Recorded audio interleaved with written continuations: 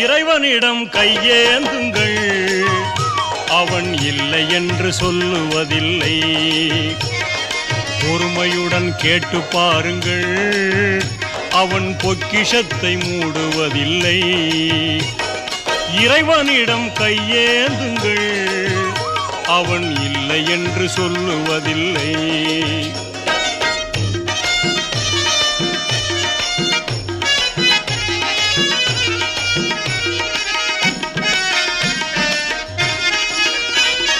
இல்லை என்று சொல்லும் மனம் இல்லாதவன், ஈடு இணை இல்லாத கருணை உள்ளவன், இன்னல் பட்டு எழும் குரலை கேட்கின்றவன், எண்ணங்களை இதயங்களை பார்க்கின்றவன். இறைவனிடம் கையேந்துங்கள், அவன் இல்லை என்று சொல்லுவதில்லை.